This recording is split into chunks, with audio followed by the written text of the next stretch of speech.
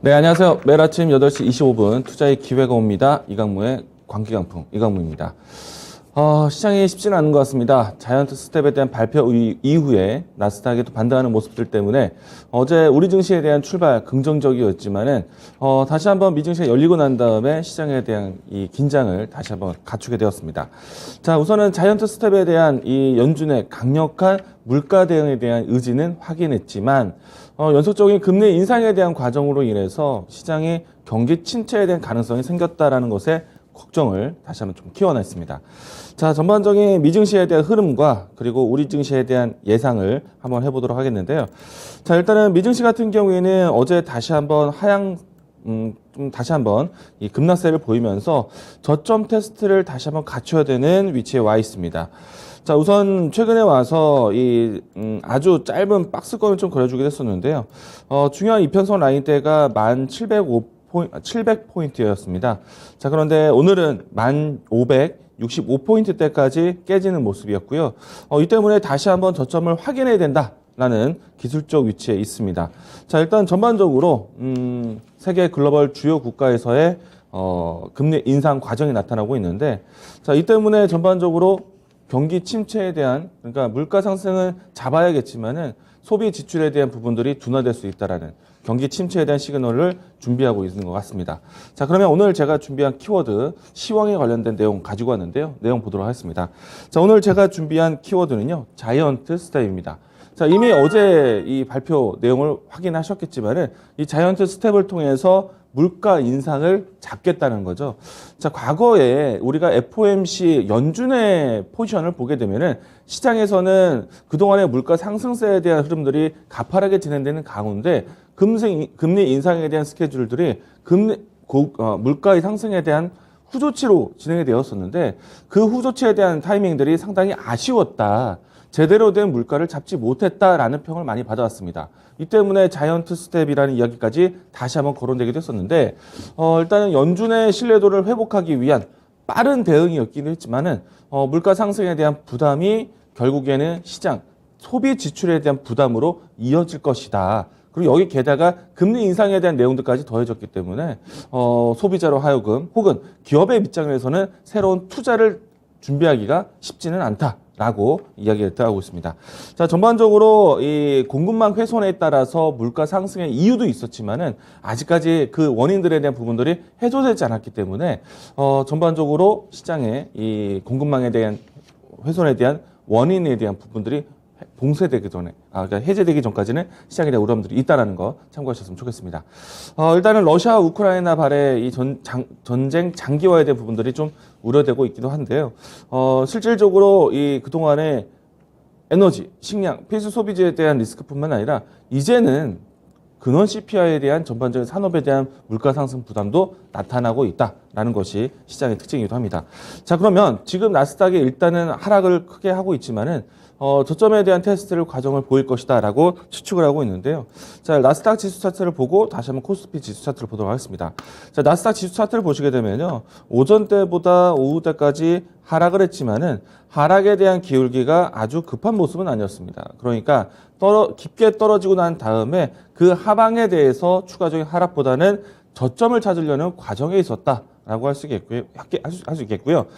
그리고 아주 좀 미약하긴 하지만은 장 후반대에 아래 꼬리라 정도는 확인하면서 반등을 했기 때문에 다시 한번 내일장, 그러니까 오늘 밤 미증시에서 1500포인트에 대한 지지 테스트를 경험할 수도 있겠다라고 이야기가 나왔습니다.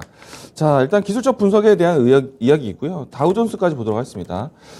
다우존스 산업지수 같은 경우에는 그동안의 이 하락 가운데서도 꾸준하게 3만 포인트는 지켜왔었는데 이번에 3만 포인트가 일시적으로 깨지기도 했습니다. 종가상으로 29,927포인트대까지 빠졌고요.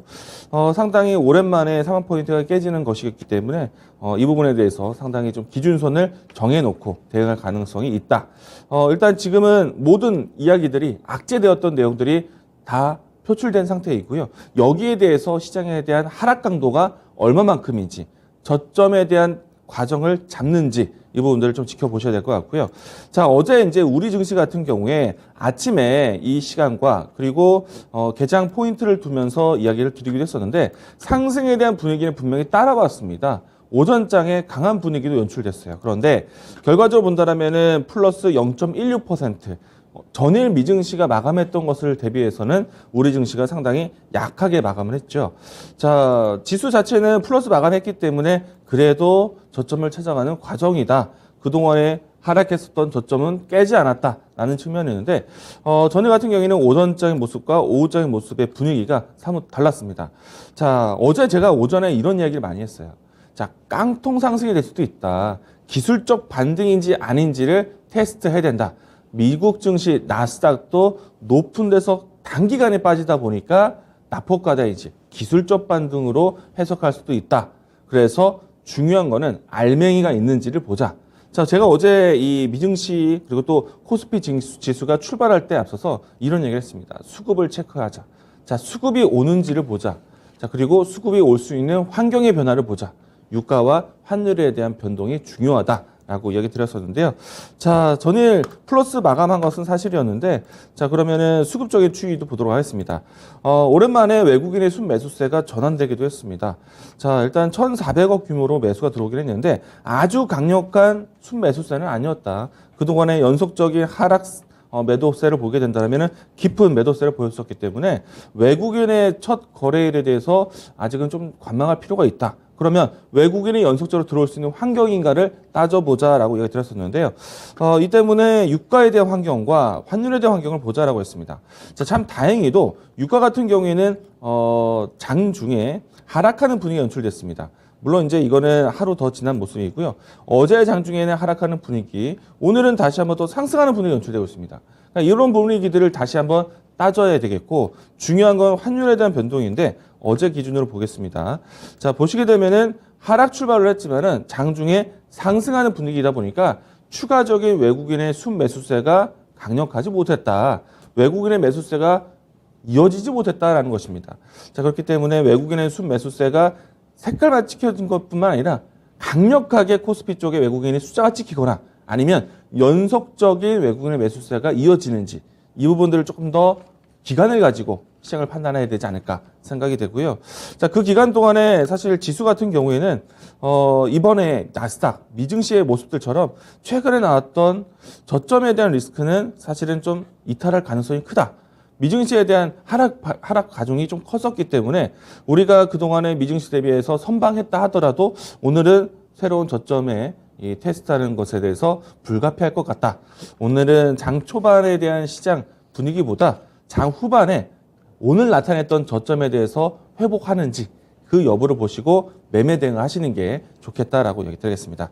자, 그러면 예상되는 이 지수의 기술적 지지 테스트는 어느 정도 선을 예상하고 있는가? 자, 일단은 지금 현재 위치를 보시게 되면은 월봉선에서의 5개월 이평선을, 그러니까 60개월 이평선을 걸쳐 있는 위치입니다.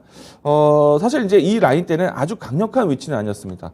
과거에서 보시게 되면은 주가가 한 차례 정도 테스트하는 과정들이 있기도 했었지만은, 일단은 완벽하게 받고 올라오는 추이가 아니라 이 라인 때 전후로 해서 하락했다가 살려오는 포인트로 대응했기 때문에 만약에 본다라면은 저 같으면은 2350포인트 라인 때까지도 시장을 열어놓고 보셔야 되지 않을까 생각을 하고 있습니다.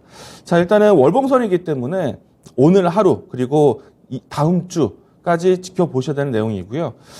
일단은 주봉 상태에서는 안전 브레이크를 잡지 못한 상태이기 때문에 월봉까지 확대해서 보셔야 된다는 거 참고로 이야기 드리겠습니다. 오늘은 상당히 좀 침울한 시장 분위기가 연출될 것 같습니다. 많이 하실 거라고 생각하는데 이럴 때 좋은 종목을 좀 접근을 하셔야 되지 않을까. 안정적인 그리고 시장에서 나타나고 있는 인플레이션 그리고 경기 침체에 대한 사이널 이 부분들을 좀 극복할 수 있는 종목 준비를 했습니다. 자, 오늘 제가 준비한 추천주는요. CJ 프레시웨이입니다. 자, 이 종목은 음식료 관련된 종목입니다. 음식료 유통회사인데 최근에서 인플레이션에 대한 상승에 대한 가장 큰 근본적인 원인이 에너지 상품과 식량 상품에 대한 물가 상승이었습니다. 자, 그러면 그 안에서 이 실질적으로 식자재 유통에 대한 마진에 대한 부분들이 올라올 수 있는 종목, 인플레이션에 대한 사실은 시장의 악영향이지만은 인플레이션 속에 있는 섹터를 가지고 왔습니다. 일단은 이 원자재 가격에 대한 상승으로 인해서 또 그리고 이 식량 가격 그리고 유가 가격, 물류비 부담 때문에 전반적인 식자재 유통 가격이 마진이 높아졌습니다. 이 때문에 이 CJ 프레시와 같은 식자재 유통기업들에 대한 실적 성장이 나타나지 않을까 생각하고 있고요. 그리고 식자재 유통과 이 급식 부분들을 사업을 하고 있는데 지금은 재택근무에 대한 부분들이 좀 낮춰지고 새롭게 이제 리오프닝에 대한 그러니까 컨택트 환경이 되다 보니까 이 대형 급식 그러니까 대형 식당에 대한 운영이 좀 원활해지면서 식자 유통에 대한 시장이 다시 활기를 찾았다라고 보시면 좋을 것 같고요. 일단 긍정적인 시장에 대한 배경이라고 보일 수 있을 것 같습니다. 그러면은 주가 흐름 보시면서 가격적인 전략 보도록 하겠는데요. 자, CJ 프레시웨이 같은 경우에는요. 한때 인플레이션이 이야기가 나오기 전에 러시아와 우크라이나 반에 의해서 식자재, 이 원자재 가격의 상승에 대한 이야기들이 나올 때 큰 변동성이 나왔던 종목입니다. 그러니까 어떻게 보면은 시장에 대한 원인 제공이 되었던 내용에 대해서 반적인 수혜주 종목이 되었던 종목인데요. 지금 보시게 되면은 안전한 추세 상승세의 모습 보여주고 있는데 일단은 식자재 유통 가격, 인플레이션에 대한 리스크를 오히려 호재로 반영하고 있다. 긍정적으로 이야기 드리겠습니다. 자, 이 종목 같은 경우에는 39,000원 라인대에서요. 4만원 라인대까지 매수 접근, 추세를 따르는 선에서 접근하도록 하겠고요.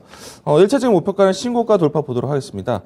직전에 있었던 고점 라인대가 44,700원인데요. 이 라인대를 돌파한다면은 새로운 고점에 대한 추세선을 따를 것 같고요. 1차적인 가격선은 48,000원 제시하도록 하겠습니다. 손절 라인대는 35,000원 제시하도록 하겠고요. 오늘 전반적으로 시장이 어렵다라고 판단할 수 있겠지만